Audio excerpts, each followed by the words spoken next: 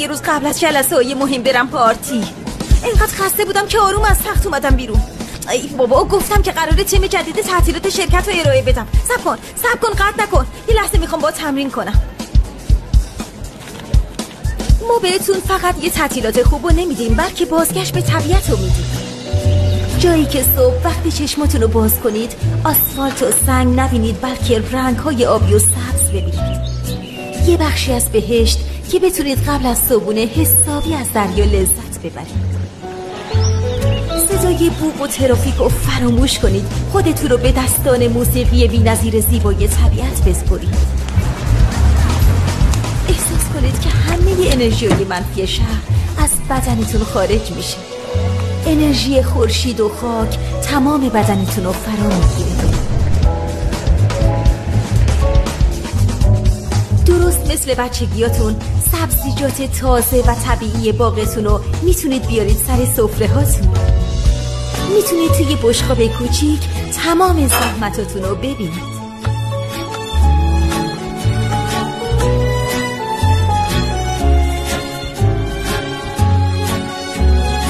اجازه بدید دوباره شما رو با طبیعت یکی کنید.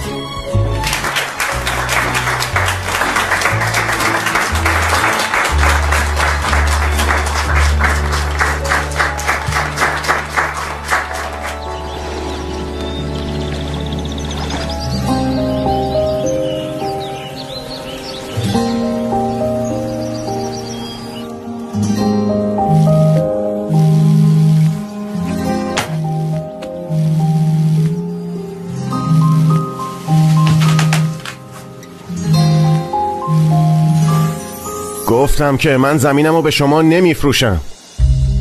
چرا متوجه نیستین؟ میگم واسم مهم نیست که قیمتو بردین بالا یا پایین. برید دهکده تعطیلاتتون رو یه جای دیگه بسازین.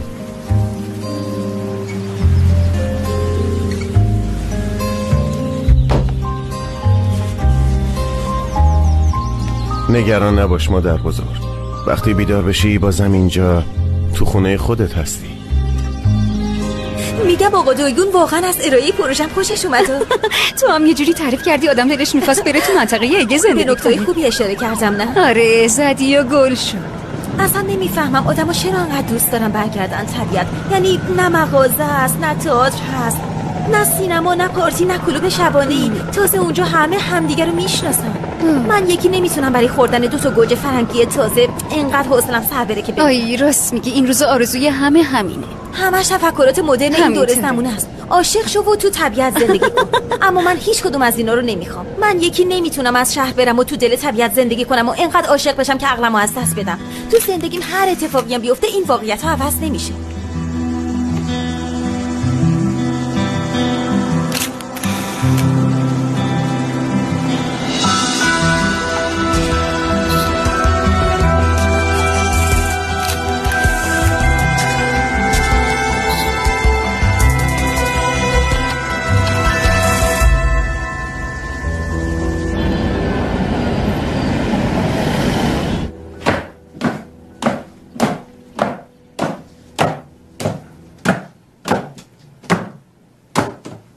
زود بیدار شدی ماما.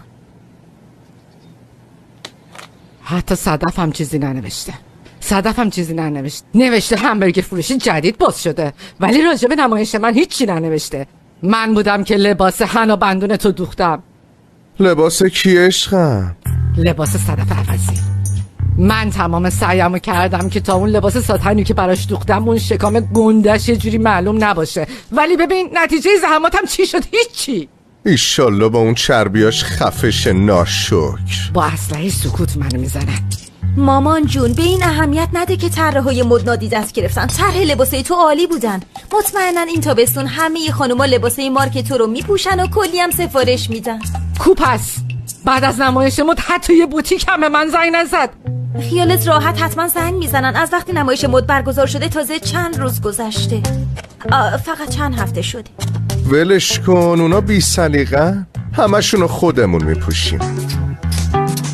من دیگه میرم، خودتو ناراحت نکن باشه. آخه به جای نمایش مد من چرا باید همچی خبری بنویسن؟ نگاه کن تو رو خدا، حتی اونا هم چیزی ننوشتن.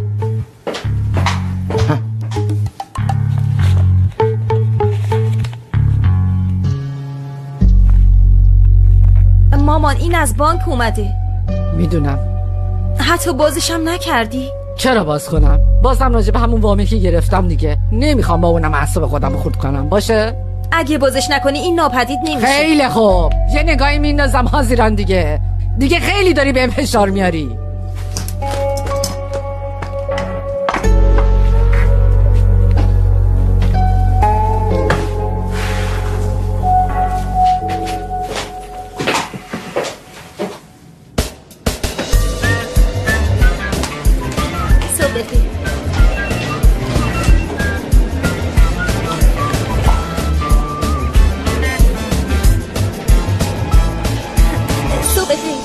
صبح بخیر آقا دویگون. چه خبر هاکان؟ ارائه دیروزت عالی بود. اون اشتباهی که تو گزارش چند روز پیش بودم تو پیدا کردی. فکر نکن فراموش کردم. خیلی ممنونم. خیلی خوب. یه کاری هست که فقط خودت از پسش برمیای. کار تو توکیو رو میگین درسته؟ نه، کار تو جزیره رو میگم. جزیره؟ چه جزیره ای؟ زادگاهت دیگه، جزیره کیلانجی. مامانم اونجاییه ولی خودم تا حالا یه بارم نرفتم. میخواستم راجع به دفتر کار جدیدی که توکیو میخواد باز کنید حرف بزنم. من تو لندن فوق لیسانس گرفتم و در مورد کاری اونجا تخصص بالایی دارم. ولش کن، این الان مهمتره. هاکان تابستون پارسال عکسای اون زمین رو نشونم داد. یه جای سرسبز و عالی کنار ساحل، برای هتل بوتیک عالیه، یه جای مناسب برای تیم جدید تعطیلات. برگشت به طبیعت. ولی صاحبش زمین رو نمیفروشه. متوجه نشدم که در این مورد چه کاری از دستم برمیاد. یعنی باهاش حرف بزنم یا سعی کنم قانعش کنم؟ نمیتونی قانعش کنی. یارو خیلی لجباز و رو اعصاب و خودخواهه و اصلا انتقاد پذیر نیست. اگه قیمتو ببرید بالا چی قبول من طرفو میشناسم، اون اصلا اهل پول و این حرفا نیست. ببخشید. سال 1975 ساخته شده و وقتی تو سال 1910 فرو ریخته بازسازیش کردن. و آره هنوزم آب داره. امیدوارم بتونید قانعش کنید. من میخواستم راجع به کار توی توکیو باتون حرف بزنم. اگه وقت دارید وقت دارید که اگه بتونی قانعش کنی زمین رو بفروشه، کار توکیو برای توه. هاکان میتونه قانعش کنه. اون خودش تو جزیره به دنیا اومده، اونجا مردمشو خوب میشناسه، مگه نه هاکان؟ هاکان با پیدا کردن اون زمین کار بزرگ انجام داد. حالا نوبت توه. آقا دویگون، من اصلا در مورد زمین و باغ زیتون و مزرعه هیچی نمیدونم. فقط باغ زیتون نیست، کارخونه تولید روغن زیتون هم داره. کلی دستگاه خریده و سرمایه گذاری کرده و وام گرفته. برو کارخونه و اطرافو بررسی کن. سعی کن یه چیزی اشتباهی که قانونی باشه به دست بیاری. شاید اگه اینطوری تحت فشارش قرار بدیم مجبور شه زمین رو بفروشه. آخه من نمیتونم با نون و روزی کسی بازی کنم. اسم طرف چی بود؟ علی ازگور. حتما زن و بچهش تمام امیدش اون کارخونه شده. زن و بچه نداره، چون این یارو لعنتی خیلی خودخواه و تنهاست. ببینم تو خودت چرا نمیری؟ این کارا در تخصص توه حاضران. به علاوه میدونی که من بچه جزیرم و نمیتونم مثل تو بدون جلب توجه کار مخفی انجام بدم. ترسی میونت با علی ازگور بد بشه نه؟ ما اصلا همو نمیشناسیم. رابطمون در حد یه سلام علیک بوده. ولی خوب میدونم چطور آدمیه. هر کسی رو تو جزیره میشناسم ازش متنفره. بهم اعتماد نداری؟ البته که دارم. اگه این کارو حل نکنی یکی دیگر رو میفرستم توکیو.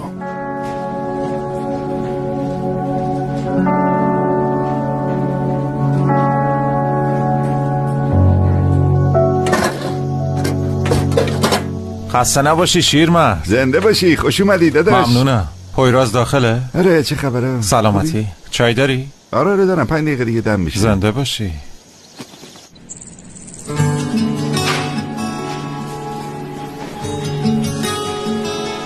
پس چرا تولید متوقف شده؟ چون فصلش نیست نمیتونم زیتون زیادی پیدا کنم. جدی میگی؟ داداشون همه وام گرفتی. نگران نباش، میتونم پرداختش کنم. به علاوه این مشکل فقط تا موقع فصل برداشت. اینم کارخانه تولید روغن زیتون که یکی از قدیمی ترین ساختمونای جزیرمونه. عجله کنید چون بیان. بازم توریست با خودش. پایراز آروم باش پسر، عصبی نشو. پایراز بو کنید، یه خوره بو کنید. بو تاریخ نمیاد اینجا. خیلی خوب، حالا سری بیاید داخل. بیاد. آقا پایرازم نیا کنید، صاحب اصلی این ساختمان قدیمی و تاریخیه. خیلی هم خوشگله. صادق، من به تو چی گفته بودم؟ این ساختمون قبل از سال 478 ساخته شده. چه ساختمون تاریخی صادق؟ همچی ببین، میتونی اون دستگاه تاریخی رو ببینی؟ ببین باش عکس یه دونم به من بده. باشه تاریخیه بابا، تاریخ. یه لحظه با من بیا. مگه قرار نبود دیگه توریست اینجا نیاری؟ داداش من این بروشورا رو قبلا چاپ کردم، اینا تموم بشه قول میدم به کسی دیگه. اینجا قول ندم که بیارمش، قول میدم به خودی. زود باش صادق، زود باش کاروان تو جمع کن وگرنه طوفان پویراز به پا میشه. زود باش. داداش اگه این کارو کنم پولاشونو پس میخوان. چطور پولاشونو پس بدم؟ من با اون پول واسه مامانم تبلت خریدم، چطور بهش پس بدم؟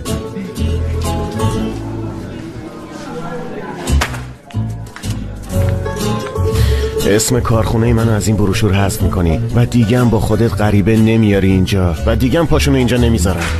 باشه نگران نباش، یه کسی رو اینجا نمیارم، چون سری از اینجا میرم، چون هنوز جاهای قشنگی تو جزیره هست که نرفتیم. بیاین عزیزان من، بیاین دنبالم یه.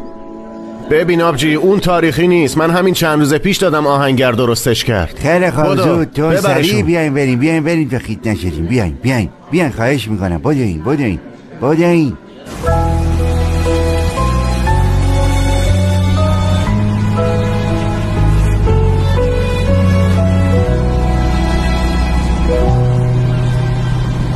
ویرجیک من که گفتم شب برمیگردیم. باشه ولی اگه طوفان بشه چی؟ کشتی خراب بشه و مجبور بشیم شب و تو جزیره بمونیم، من فرداش چی بپوشم؟ ببین فقط ما دوتا و چند تا آدم مسن اینجا. خب چی کار کنم؟ خوشم نمیاد رو دریا باشم.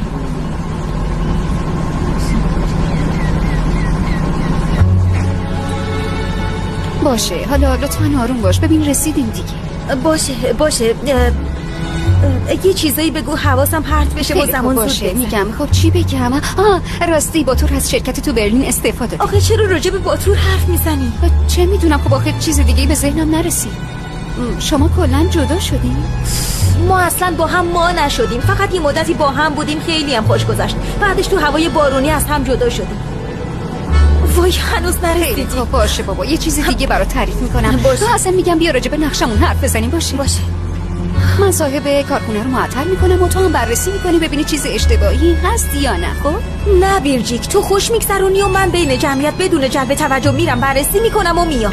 یه چیزی بگم، اگه طرف جوان بود میتونستم 3 سوت مخشو بزنم و اونم دیگه اینقدر محو من میشد که تو رو نمیدید، ولی خب تو گفتی پیره. هاکان گفت پیره. پیجشو نگاه انداختی ببینی چه خبره؟ پیج اینستاگرامی که نداری.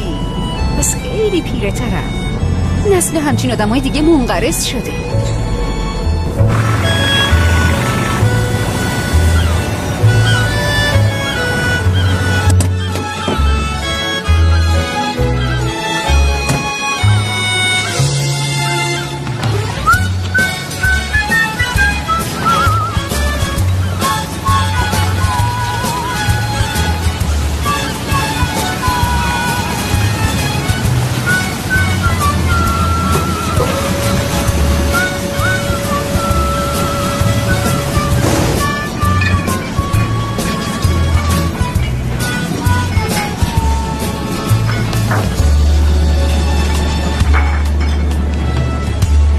جزیره خونه نداره؟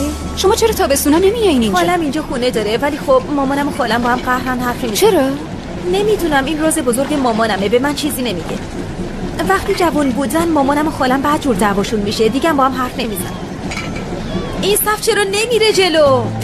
ای بابا ببخشید میشه یکم عجله کنی؟ داریم عجله میکنیم دیگه. به این میگن عجله کردن؟ ای بابا اینا چی؟ میلیون ها قانون و جزئیات راجع به کارخانه های تولید زیتون. خدا میدونه خوندنش هم طول میکشه. دیشب خوندمش. ما هنوزم اینجا منتظریم. باید دوباره به اینا یه نگاهی بندازم. باید یه اشتباهی پیدا کنم حتما. بعدشم خداحافظ جزیره.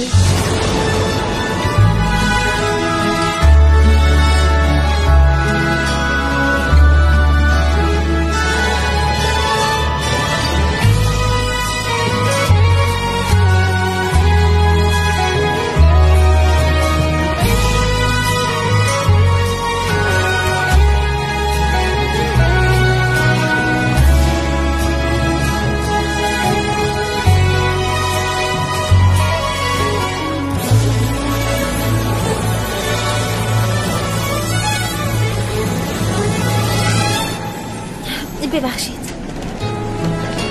از این عجله کردنهای مردم شهر متنفرم. چقدرم نظرت برام مهم بود جزیره‌ای. حالا چطوری پویرا؟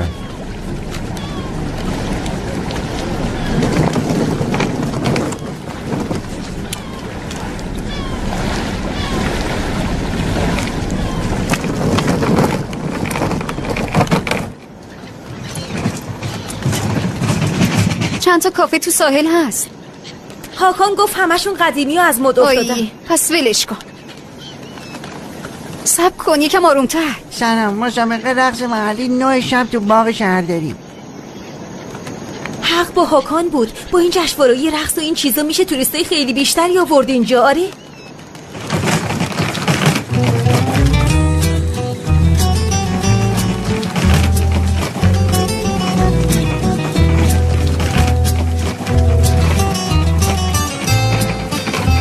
آخرای تور میبرن کارخونه، همونجا بریم کافی. میرسیم دیگه. تو چرا انقدر داری میدویی؟ چه میدونم، عادت کردم. تو رو خدا ببین، حق با مامانمه. آدم اینجا از آرامش زیاد میمیره. نگاه کن.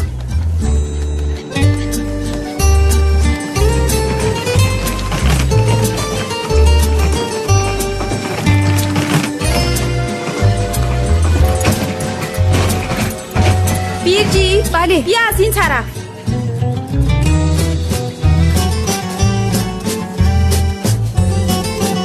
حاضیران سال کش دیگه. خدا. ای بابا، میدان جزیره همین بود؟ داره مثل اینکه. بیا اینجا یه قهوه‌ای بخوریم که منم یه نگاهی به این پرونده ها بندازم. شهرداری اینجا کار نمیکنه؟ خب چی کار کنن بیرجیک؟ سنگکاری خیابونو خراب کنن و آسفالت بریزن؟ نه ولی کاش برای کسایی که پاشنه بلند دارن یه مسیر درست میکردن. خدا میدونه چند تا کفش پاشنه بلند تو این مسیر رو داغون شد و چند تا پا پیچ خورده.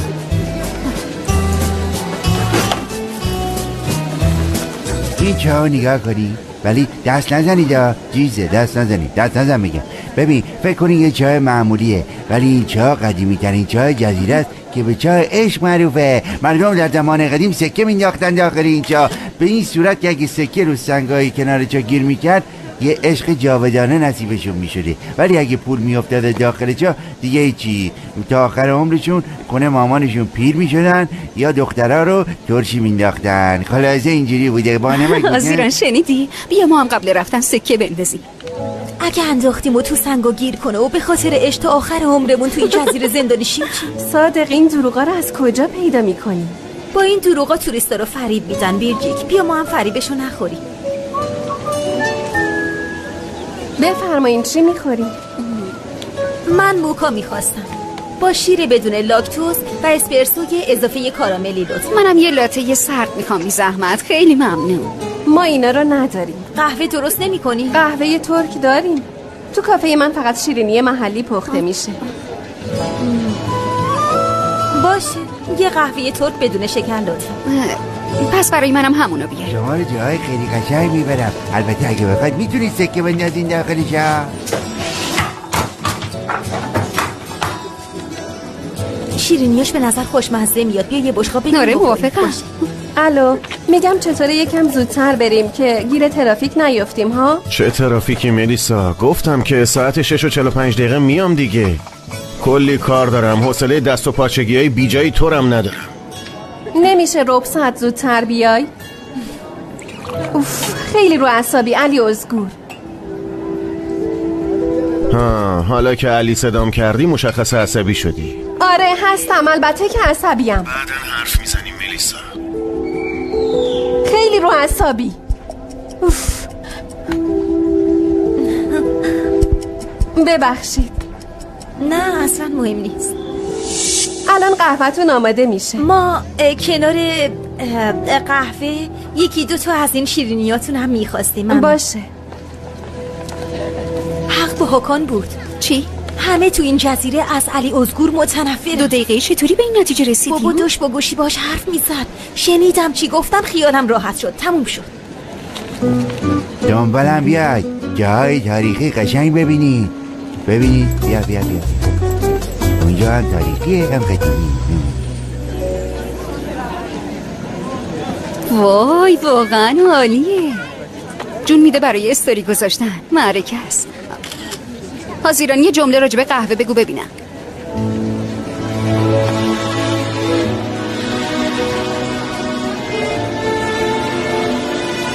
خوشتون نیومد؟ چند سال بود که نخورده بودم. یهو مزه‌شو به یاد آوردم. اسمش چی بود؟ راستش به قرابیه معروفه. تو این جزیره فقط ما درست میکنیم. مادر بزرگم وقتی میومد استانبول از اینا میآورد. شاید اونم از اینجا میخریده. عزیز دل، اینا ارگانیک به حساب میاد؟ اگه وقت داشتی یه سر بریم دریا. من با خودم مایه آوردم. حاضرم؟ اوه با تو اما صدامو داری؟ انقدر جزئیاتش زیاده که نمیتونم کدومشو به خاطرم بسپرم. بیا بریم دیگه، تو میتونی. باشه، اول قهوه‌مونو بخوریم بعدش قول میدم بریم. باشه.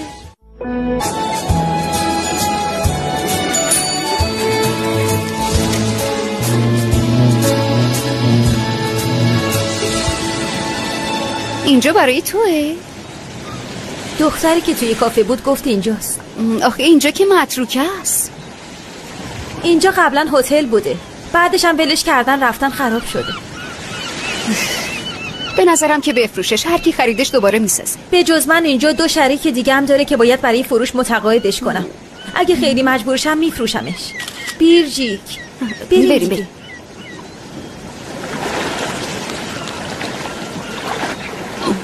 تو که نمیاد.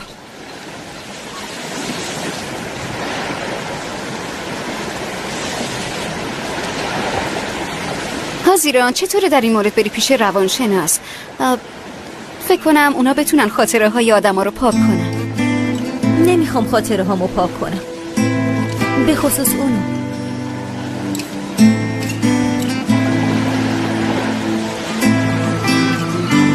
بیرجیک زیاد تو عمق نرو. باشه تو هم از منظره لذت ببر. عالی نیست؟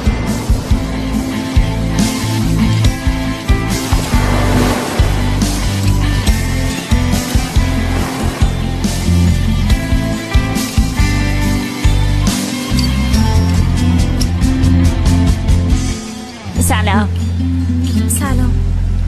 میشه اینجا بشینم؟ اشکال نداره نظرت؟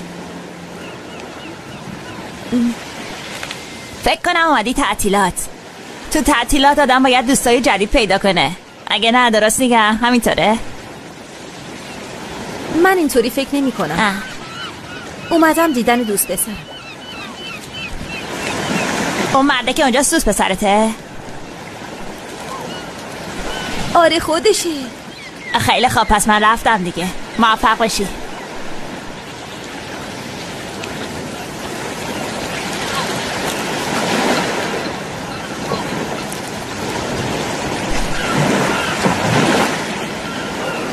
میگم داداش، دوست دخترتون طرف رفته.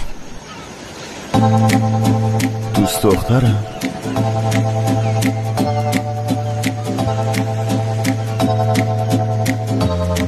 خواهرها برادرها معلومینی گرامی، خیلی خوب سریع بیاین اینجا نگاه بندازین، چون بعدش میخوام ببرمتون با آقای انگور، با آقای مشهور انگور تو جزیرمون. خیلی خوب سریع بجایید. این هم کارخونه تولید روغن زیتونه. آره، یکی از قدیمی ترین کارخونه های جزیره است. خیلی خوب سریع نگاه بندازین سریع، چون هنوز جای خیلی قشنگی هست که نرفتی. من باید شما رو همه جای قشنگ ببرم. تنت میخوره اگه داداش پویراز بیاد پدرتو در میاره. بابا اصلا نگران نباش، خیالت راحت پیش قایقا بود. تا بیاد پیش ما فیتیله رو برکیدیم و گرفتیم و رفتیم. عجله کنید لطفا. چیزی پیدا کردی؟ نمیدونم اصلا دنبال چی میگردم. من اصلا نمیفهمم چرا اینقدر برای این کارخونه زحمت میشه. بفروشه، پولشو بذاره تو بانک، سودشو بگیره، حال کنه، بخوره و لذت ببره. وقتی بام گرفتم حسابی پدرش در اومد و خیلی زحمت کشید. بی خودی زحمت میکشه. سریع عجله کنید دیگه، زودتر پیش اون دستگاه‌های تاریخی عکس بندازید. دستگاهاش خیلی قشنگه. سریعتر عجله کنید. بجایین منم عکس بگیرید. به من میگن اینجا دلفین این جزیره عکس بگیرید. هم خوشگلم، هم بورم، قطعا رئیس جمهورم. بجایین.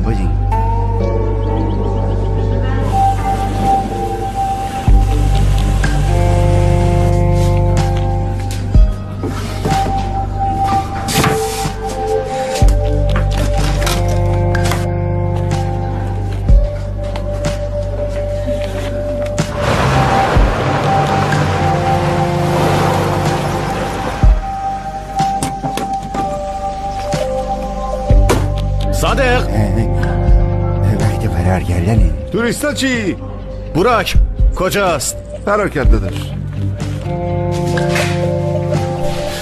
میشه همه یه نگاهی به اینجا بندازین؟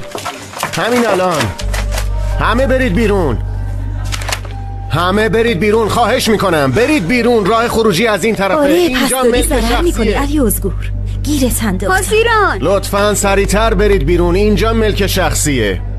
آقای محترم داری چی کار میکنین؟ بفرمایین. خانم محترم شما هم لطفاً برید بیرون.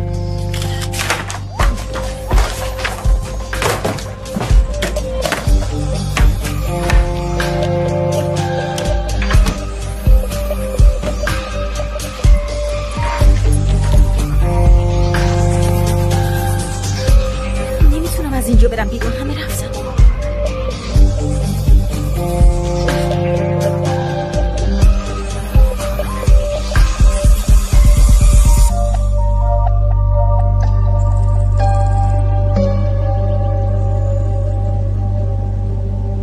از دست تو صادق. باز شو. چرا باز نمیشی؟ باز شو دیگه، باز شو.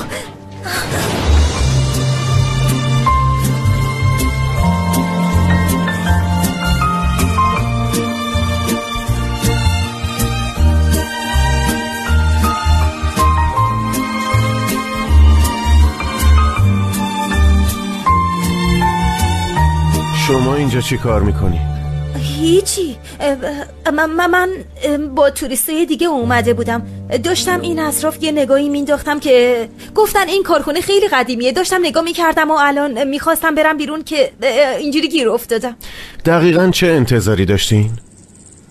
دخترایی که تو جزیره زندگی میکنن و با پاهاشون زیتون له میکنن؟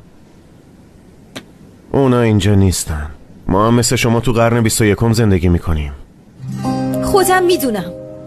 به لطف شما مهمون نوازی جزیره که خیلی ازش تعریف میکردیدم دیدم. ما به کسایی که بدون اجازه بیان نمیگیم مهمون. من بدون اجازه نیومدم، با تور گردشگری اومدم. تازه من تنها نبودم، کلی آدم اینجا بود. همه رو بیرون کردم. اینجا ملک شخصیه و محل توریستی نیست. رهبر تور گولتون زده. نمیدونستم. خب الان که دونستین.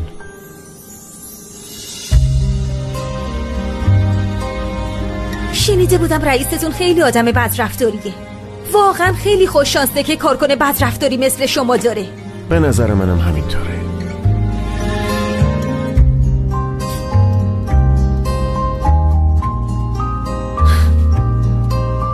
میتونم یه سوالی بپرسم؟ اگه راجع به کارخونه است باید بگم که قبل از میلاد ساخته نشده. میدونستم که رهبر تورگردی چقدر داره دروغ میبافه. میخواستم بپرسم که این بو از کجا میاد. یعنی بوی آویشن و استخدوس رو حس کردم، ولی انگار یه بوی دیگه هم میاد. بوی روغن زیتونه. میذاریم توی یه سری گیاهای خاص میمونه. یه بوی سنگین و پر از ادویه است.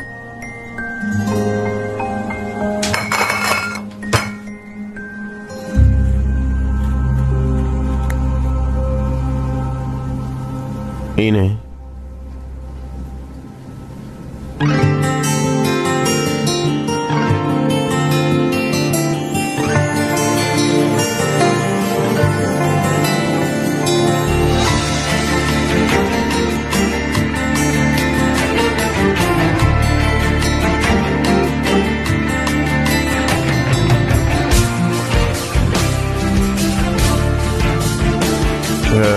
اون بوی رازیان است. رازیانه. نشنیده بودم. خروجی از اون طرف نیست. خانم محترم، خانم محترم گفتم از اون طرف نرید. اوف، دست از سرم بردارید. برای لجبازی نگفتم. اونجا آقای محترم دارم از ملک شخصیتون میرم، ولم کنید. چیه؟ چی شد؟ به جای اینکه بگید از این طرف نرو میگفتید که اینجا گل بود. من بهتون هشدار دادم. به علاوه اون خاک و گل نیست، کوده. کود چیه؟ پوست زیتون و کرم و حشره و این چیزا. آروم باش. بیا این طرف. ول کن برو دست نزن. ولم کن. وای کفشمو نگاه کن تو رو خدا. وای خدایا. واقعا خیلی ناراحت شد. آره مشخص خیلی ناراحت شدید، واضحه. چه خوب. امروز به اندازه کافی براتون سرگرمی درست کردم. بیشتر از اون نمیخوام باهاتون هم کلام بشم. پس سریع از اینجا میرم، ولم کنی. به نظرم فکر خوبیه. دفعه بعد وقتی یکی تذکر داد گوش میدی مگه نه؟ دفعه بعدی در کار نیست دیگه. همچین جای کلافه کننده دیگه نمیام. یکم جلوتر چشمه هست.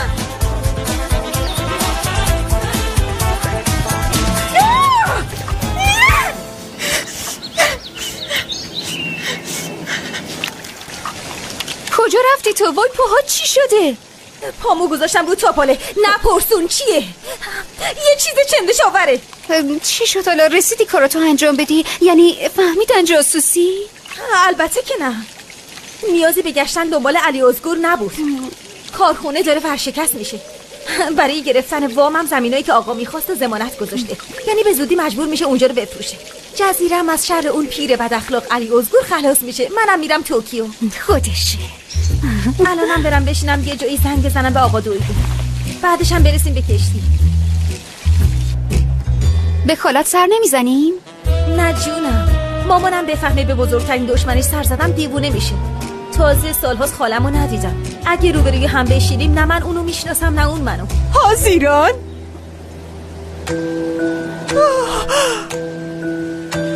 خاله؟ یکی یه دونه یه خاله خوش اومدی. وای خدایا، نگاش کن چه خوشگل شدی، چه بزرگ شدی. خوش اومدی دخترم. خوش اومدی. وقتی قرابیه جزیره رو میخوردی میگفتی مامان بزرگم همیشه از اینا میآورد. گفتی لابد از اینجا میخره. ملیسا هم گفت مامان بزرگش اهل جزیره بود دیگه. گفتم وای اینجا غیبت در حد سرعت اینترنت. یه دردی اینجام حس کردم. گفتم نکنه این حاضیران باشه. همه جای کارخونه رو گشتم، رفتم لب ساحل تا دم کارخونم رفتم فکرشو بکن. وای مامان یکم نفس بکش، یکم نفس بکش. بعد داری اذیتشون میکنی. چرا تا اونجا رفتین؟ خونه رو پیدا نکردین؟ خب ما یعنی ما قصد سر زدن به شما رو نداشتیم. یعنی مادرمو نمیدیدی بدون دیدن ما میرفتی؟ نه ما گفتیم مزاحم نشیم. آره مزاحمت چیه خوشگل خاله؟ الان 2 دقیقه براتون غذا آماده میکنم. برولجه و دلمه داریم دخترم. بود ماهی هم بگیر بیا. نه این همه وقت نداریم. اول باید بریم قنادی، بعد بریم وسیله هامونو برداریم، بعد باید به کشتی برسیم. قبلش باید یه تلفن بزنیم. کلی کار ریخته سرم. میخوای چیکار کنی؟ با گوشی تو جلسه شرکت میکنه. چیزه میتونی تو اتاقم این کارو بکنی؟ من 2 دقیقه براتون سفره میچینم. آدم از خونه خالش که گوش نتشنه نمیره. زود باش یالا. باشه خب پس یالا بیا دیگه. گردنبند چه قشنگه. طراحیش کردن؟ نه خودم درستش کردم. وای خیلی خوشگله. خونه خودم رو ریختم توش. بخوای برات درست میکنم ها؟ نه برای من درست نکن. من به خون آلرژی دارم.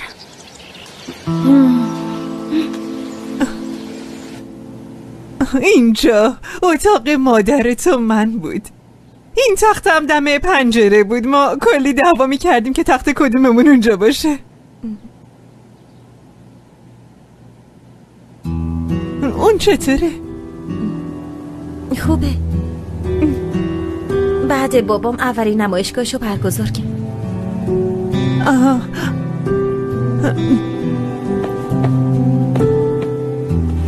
شما چرا قهر کردی؟ زینب نگفت بهت ها؟ پس وظیفه منم نیست که بگم. تو بود جلساتو برگزار کن. چیزی نیاز بود بهم بگو. خجالت نکش. خب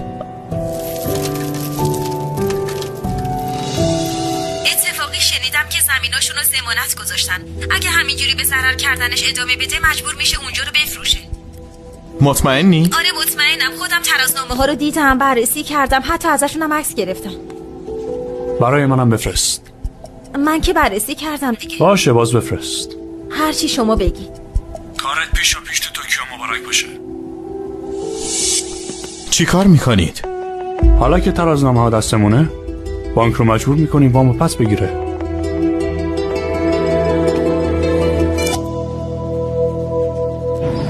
این مسئله جزیره از چیزی که فکر میکردم هم راحت تر بود. هم جزیره داره از شر اون پیری خلاص میشه، هم من صاحب شغل جدیدم تو توکیو میشم. نمیفهمم این عشق به توکیو چیه داری تو؟ همه چی، آسمان خراشا، ترنوی هوایی، مراکز خرید. اصلا میدونی تو توکیو همه جا این نقاب عکس میمونه، خیلی جذابه. بازار شب میای دیگه؟ بازار شب و چی کار دارم؟ کلی شلوغ میشه. مگه 365 روز سالو چطور میگذرونی؟ یه روزم دندون رو جیگر بذار داری اینجا مالیات میدی. اون مالیات چیه؟ حضور اجباری تو جمع؟ دقیقاً. بیا دیگه داداش، حتما باید اصرار کنم. اگه نیای اصرارم میکنه. امشب از دستم خلاصی نداری. خاله حوا از مادر بزرگ مراقبت میکنه. پایراز داداش همش یه شبه. صبر کنید وایسید دیگه. بلژیک بودو دیگه، همش 2 دقیقه دیر شده. صبر کنید. خانوم کشتی جزیره سر وقت حرکت میکنه. تو این جزیره همه چی کند پیش میره ولی کشتی سر وقت حرکت میکنه. باورم نمیشه واقعا که آفرین داره. گذاشت رفت. اون چای آخر رو نباید میخورد. ای بابا بی خیال، مهم نیست. کشتی بعدی رو سوار میشیم. اون ساعت چند بود؟ کشتی دیگه این نیست. یعنی چی نیست؟ والا دروغ نمیگم، ناراحت نشدم. امشب اینجا مهمونی. چی؟ ببین شب توی میدون بازارچه برنامه به پا میکنن. حاضران اگه ببینی خیلی خوبه، حوصلتم سر نمیره. بفرما، گفتم که خوب شد چمدونم آورد.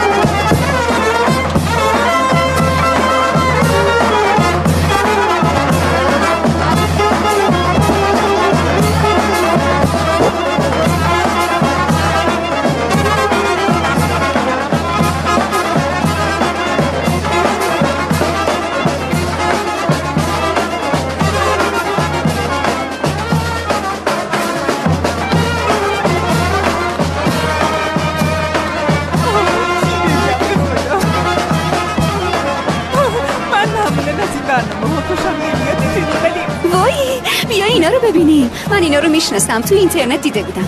اینا رو خوش میکنی، بعدش هم از دیوار آویزون میکنی. نه ما که اینا رو میخوریمشون ولی هر جور سلام میدونیم. اینا چنده؟ 5 تله. وای خیلی ارزونه. آدم اینجا زندگی کنه پولش هیچ وقت تموم نمیشه.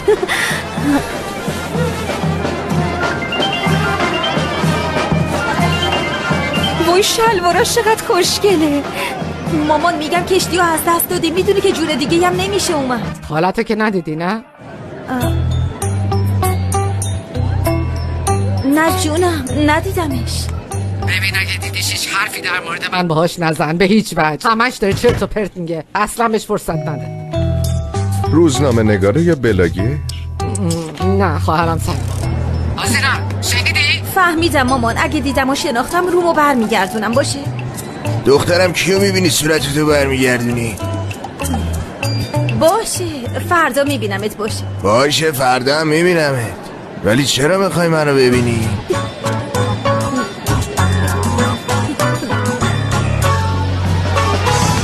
آسیرم بیا این شلواره رو ببین.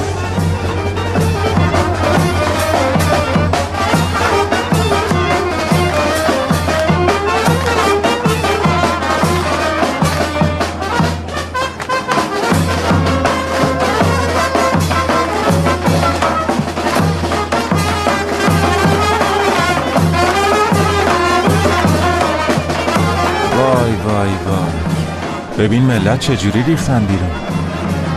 بحث توریست میشه انرژیشون میره بالا. خیلی ممنونم. برای اینکه غریبه ها بیان تفریح کنن کلی کار غیر لازم میکنن. اونقدرام سرگرم کننده نیست.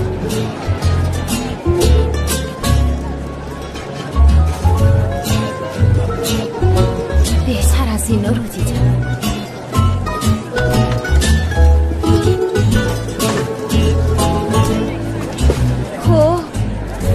شبا تو جزیره کجا میرم؟ خونه. این موقعش نه اصلا شدنی نیست. نمیتونم همچین جایی زندگی کنم، حتی نمیشه فکر کرد. خب زندگی تو متفاوت تره. فالوورای پیجت هم همینطور. بعضی از پستاتو به مامانم اینا نشون میدم. بعد اینم من تو رو فالو میکنم. من چیزای جذاب تو زندگیم ندارم، ولی تو قشنگ به همه کشورها میری و میگردی. منو ببین، تو هم میتونی بری باشه. از جاهای نزدیک شروع کن، بعد مثل من تو شرکت‌های بین‌المللی کار میکنی. تو این جزیره میخکوب نمیشی. اون میخه که میکوبه. دوست داشتن محل زندگیت یه حس متفاوته.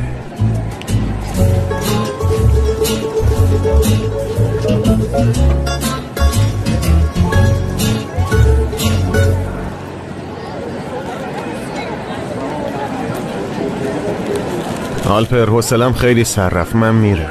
صبر کن داداش، تازه قراره بریم مسابقه رقص رو ببینیم. پسر ول کن، دیوونه نشو. شاید تو هم شرکت کردی. من برقصم؟ آره خب. باشه شوخی کردم بابا. کمک کن نوشیدنی ها رو ببرن. بریم. ایول.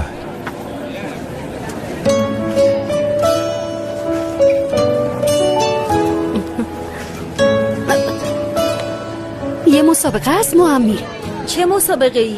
برام مهم نیست. مسابقه رقص، ولی بهترین رقاص نه، بلکه اونی که بیشتر از همه مقاومت کنه و به رقص برنده میشه.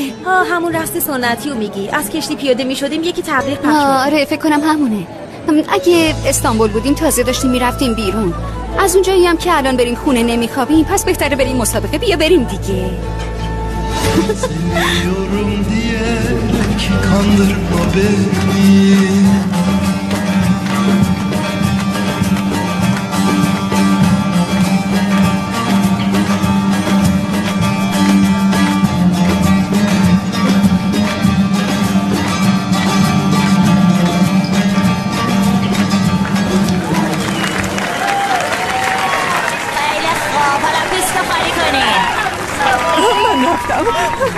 همگی خوش اومدین.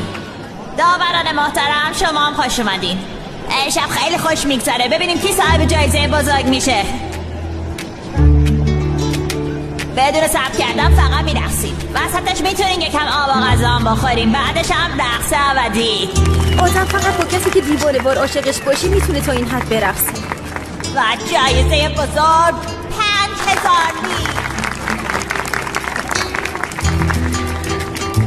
آره تو که میخوای قیافه بگیری چرا اومدی؟ کی؟ همون پسری که کارخونه دیدمش. سلام. ملکه جزیرم تشریف فرما شدی. سلام دیگه دختر شهرداره.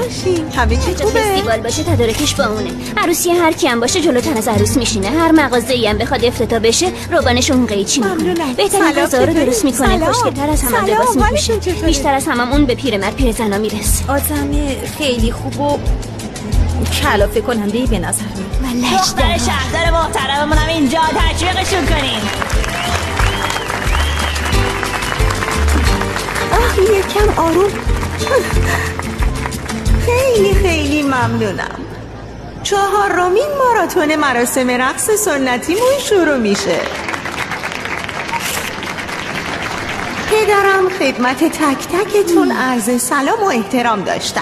خوش بگذره و آرزوی موفقیت برای شرکت کننده ها.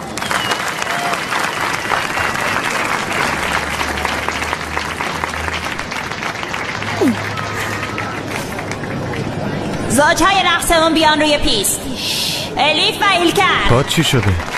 چیزی نیست، یکم پام پیچ خورده، مهم نیست. ما هم بریم سر کنمون. من یکم دیگه اینجا بمونم بعد برم خونه. باید سرم مامان بزرگتو در بیارم. نه من خودم حلش میکنم، تو برو استراحت. نه خستگی کدومه؟ من با علاقه این کارو میکنم. خاله عالیه بهترین بیمار منه. بیمار دیگه ای نداری که.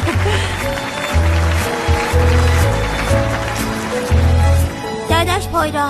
بله زینب جون. یه اجازه ازت یه کاری کردم.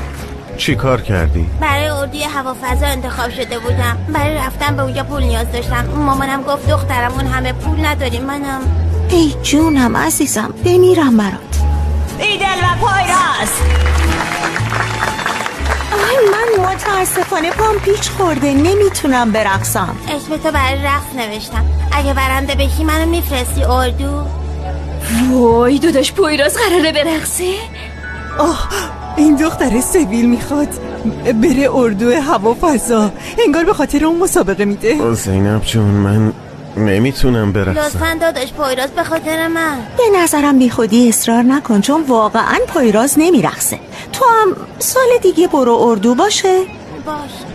دوست دخترش اونجاست، دیدم. بیاید روی پیست، زود باشین. خیلی خوب، حالا آروم باش. نه چه ربطی داره خاله؟ حقیقت نداره به خدا. چی؟ اون که دوست دختر پویراز نیست. خیلی خوب حاضیران، هرچی تو جزیره اتفاق بیفته همینجا میمونه. میگم بهت همچین چیزی واقعیت نداره. دیوونه شدید؟ پاشو دیگه آبجی حاضیران، لطفاً پاشو. یالا دیگه. دیوونه نشید. من به کار کسی که نمیشناسم چی کار دارم؟ به این فکر کن که رویای یه بچه رو داری محقق میکنی. زینب فقط به خاطر تو باشه. ولی ببین اگه برنده بشین تو بری اردو، موقع برگشت همه چی رو به هم یاد میدی. حالا بریم. هورا! بابا میگم پیش دوست دخترش بد میشه. دوست دختر نداره.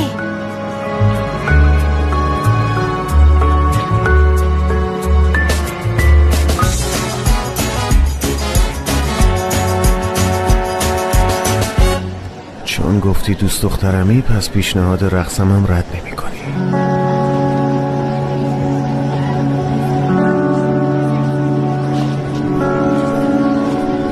همینه. داداش پویراز خوش اومدی. اول با رقص هارماندالی شروع میکنیم. من هارماندالی بلد نیستم. من کنجکاو بودم ببینم اون دختری که تو ساحل گفت دوستم داره کیه. میتونم تو خطابت کنم نه؟ بالاخره یه رابطه‌ای با هم داریم. برای خلاصی از یه زاویه ساحلی کوتاه‌ترین راه ممکن رو انتخاب با نشون دادن من؟ عمدی نبود، مرد دیگه ای اطرافم نبود، یعنی مجبور شدم. برای همینم توناژ صدای اعتماد به نفستو بیار پایین. تازه تو بودی، تو شنیدی میخوای با من برقصی، بدو اومدی پیشم برقصی. نقطه ضعف من بچه‌ها هستن نه تو. برای همین اومدم اینجا دیگه. به نظرت چقدر باید برقصیم که بتونیم جایزه رو ببریم؟ پارسال بیشتر از 7 ساعت طول کشید. چی؟ خوبه، حداقل مجبور نیستیم حرف بزنیم.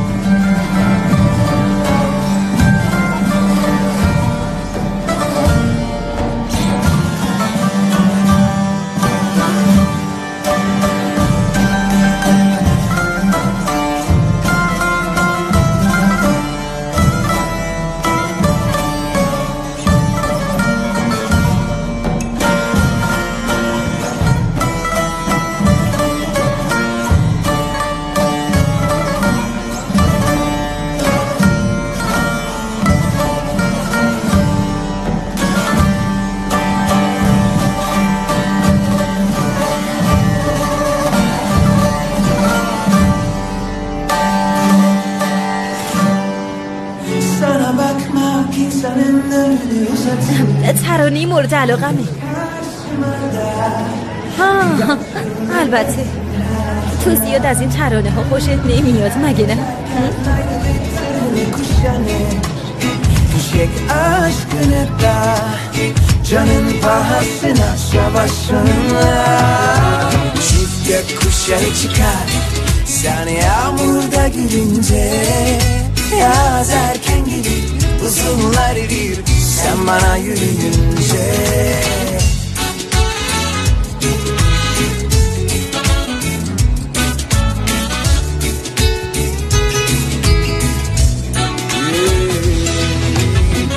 Gökkuşağı çıkar sen yağmurda görünce yaz erken gelir uzunlar erir sen bana yürüyünce 5 دقیقه استراحت میکنیم. حضیران خیلی خوب بود، عالی بودی. بیا یکم آب بخور. خسته شدم. بیا بشین. رقص به کنار، حوصله اینو ندارم. چقدر کلافه کننده و لجزراره، خیلی عجیبه. پویراز اینجوری به نظر میاد ولی اینجوری نیست واقعا. اصلا اینطوری نیست. 2 کلمه حرف نمیزنه، نمیشه باش حرف زد. ایدیل دیوونه میشه. ندیده بودم این همه سرخ بشه. خیلی زشته مامان جان، خیلی زشته. به نظرم خسته شدی. آره اگه حوصلت سر رفته میتونی بیخیالشی. به نظرم ولش کن. ببخشید پویراز انصراف داد. خوبم، مشکلی نیست. آها. اون پولو برنده میشی. ما برنده میشیم انشالله عزیزم. مطمئن. زینب اون پولو میگیریم.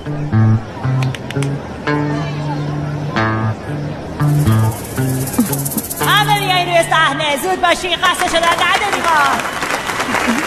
برو زود باش. خیلی خوبی. آی بیچاره افتاد.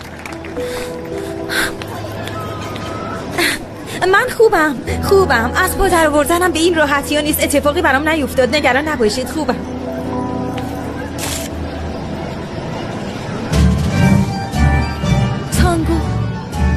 تانگو رو پیش میبریم. اما فکر نکنم تو تانگو بلد باشی، نه؟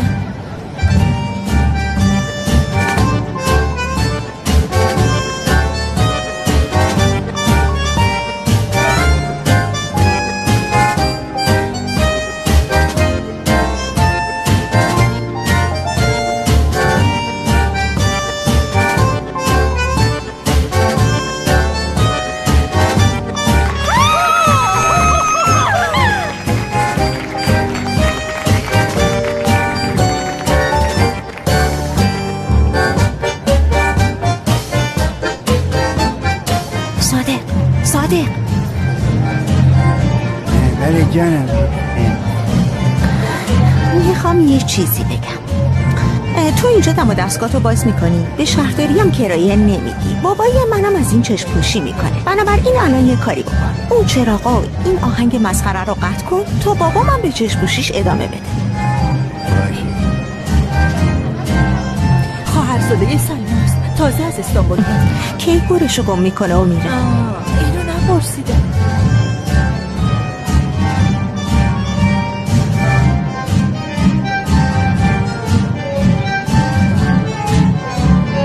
زود باش صادق، زود باش.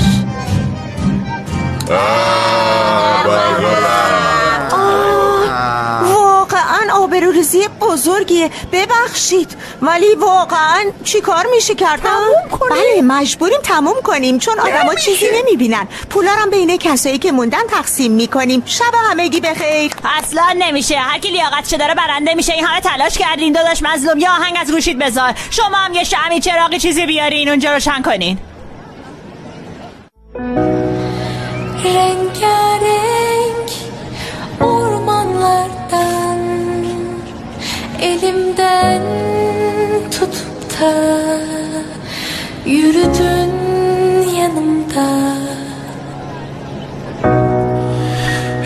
یه بار تو پارتی نیویورک تونسته بودم سر پا بمونم. یه بارم وقتی تو برلین تمرین میکردیم. فهمیدم. محیط خیلی رومانتیک تر شد.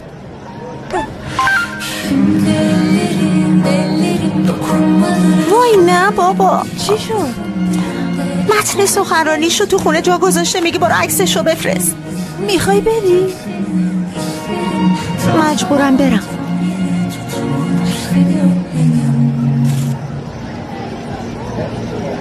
اوف این مسابقه خیلی مسخره است. به بابام میگم سال دیگه کنسلش کنه. اون دختری که کنارت دوست دخترتی. دوستمه. تو اینجوری فکر میکنی اما اون عاشق توه. این فکر توه. جواب کلاسیک تمام مردایی که جوابی ندارن. تو اینجوری فکر میکنی. ایدیل دوست منه. تو مریضی های مامان بزرگم خیلی کمکم کرد. مامان بزرگت چشه؟ نمیدونم. یه روزی تو حیاط خورد زمین. از اون روز دیگه بیدار نشده. اما بیدار میشه دیگه نه؟ نمیدونیم.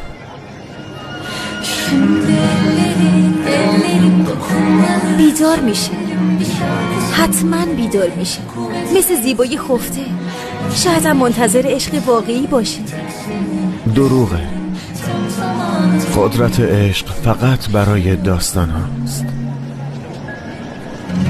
تو اینجوری فکر کن.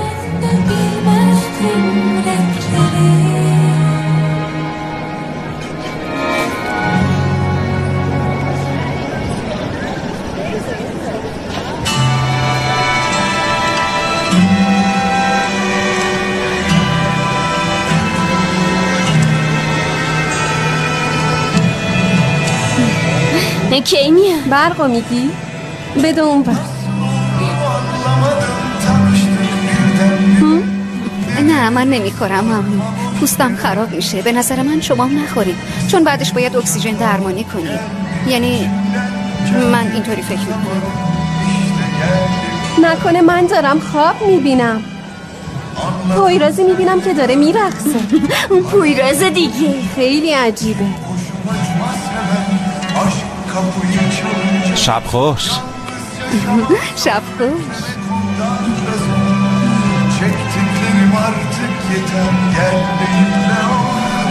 نمیتونم سرمو صاف نگه دارم. اگه میخوای خم کن، من تو رو میگیرم. باید یه قولی بدی، یه وقت ولم نکنی باشه؟ قول میدم.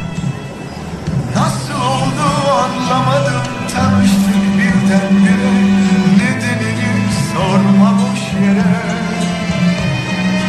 Seni kucaklamak geldi içimden, kendimi tutamadım. اینم چقدر جذابم. پاهام، کمرم، همه جام درد میکنه. Derdim insan kısmetini kendi bulur isterse. Oysa sözler ne kadar boş insan sevince. منم دیگه خسته شدم دخترا. زود پاشیم برگردیم خونه. ولی حاضیران چجوری تنهایی میاد؟ من حاضیرانو میشناسم، از همه جای دنیا راه خونه رو پیدا میکنه. راست میگی. پس ما پاشیم بریم. اگه خواست به ما زنگ میزنه میایم دنبالش دیگه. زود بدون من چی کار میکنین؟ منم میام. باشه زود باش. باشه بیا.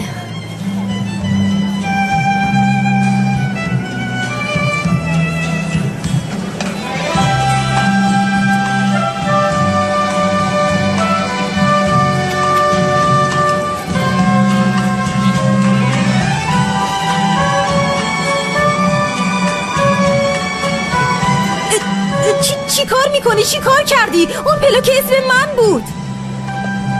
باشه یکی جدیدشو میگیری. بیا. نمیتونم، اون دستبند شانس منه. اگه اون نباشه همه چی بد پیش میره. داور میشه اونجا رو نگاه کنی؟ دیگه نمیرقصن، باید حذف بشن. اصلا هم اینطوری نیست. برای اینکه تو دستبند منو هول دادی. رقص و نیمه ول کردن، ما قبول نمیکنیم. نه خیر خانوم، من برای باختن نمیرقصم. پویراز ما هم ادامه میدیم. بیا ببینم. حتی اگه 10 ساعت هم بگذره تا صبحم ادامه پیدا کنه از اینجا نمیرم. اونا به بقیهش فکر کنن. ببخشید اصلا، ولی من خیلی خسته شدم. نه نمیتونی ول کنی، فهمیدی؟ پایراز آزیران.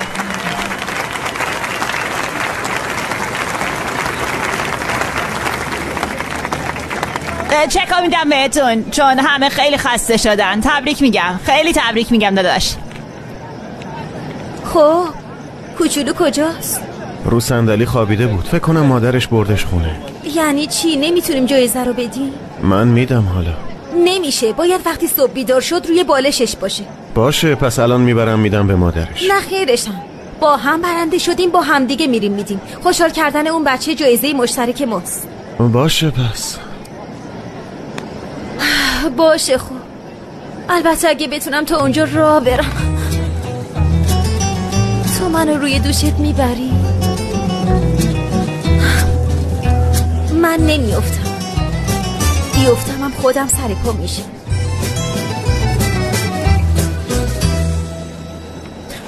اما خیلی گرسنمید، خیلی گرسنمید. باید سر یه چیزایی پیدا کنیم که بخورم. خدا رو شو قهوه دارم. زود باش دیگه.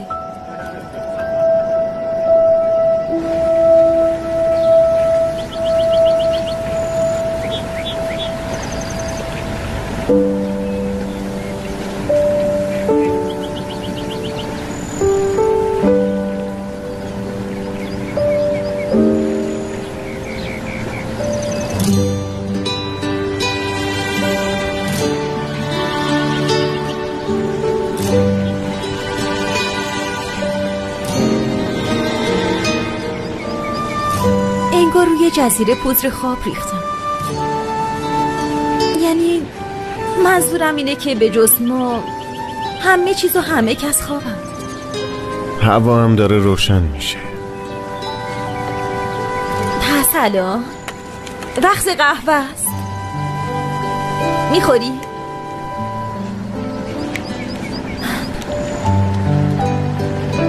جزیره همین اندازه است. آره، کنار دریا و میدون رو گشتیم، تموم شد. جای دیگه‌ای برای گشتن نیست. تو فقط اونجاها رو گشتی؟ زیبایی اصلی رو ندیدی پس؟ یعنی کجاست اونجا زیبایی اصلی؟ با من بیا. کجا میری؟ کجا میری؟ بابا گرسنمه، مگه نمیفهمی؟ چند ساعت فقط رقصیدیم، کاش قبلش یه صبحونه میخوردیم. خب یه سورپرایز خیلی خوبی دارم، سوار شو، میپسندی. ای بابا.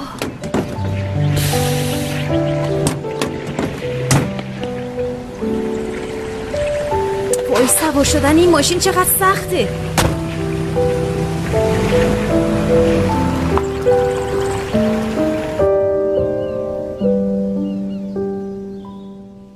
Sana bakmak insanın ömrünü uzatır. Geç karşıma da birkaç yıl eklensin hayatıma. Sen geçerken ayrılık zırhını kuşanır. Çek aşkını da canın pahasına savaş onunla. Çift gökkuşağı çıkar sen yağmurda gülünce. Yaz erken gelir, buzullar erir sen bana yürüyünce. Çift gökkuşağı çıkar sen yağmurda gülünce. Yaz erken gelir, buzullar erir sen bana yürüyünce.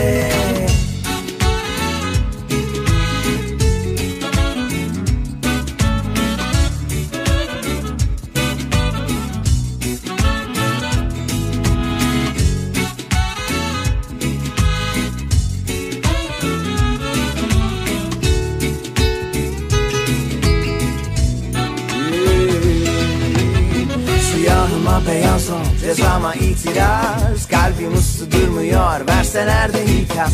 Yani biz seninle karşısında dünyanın bir kör olur bir hayvan. Sonra yazmayınca harflerim mütellik. Yan yatar kelimeler, cümleler devrik. Sar bütün müzik, artık anla. Bensiz olur ama sensiz olmaz asla. Çift gökkuşağı çıkar sen yağmurda gülünce. Yaz erken gelir, buzullar erir sen bana yürüyünce.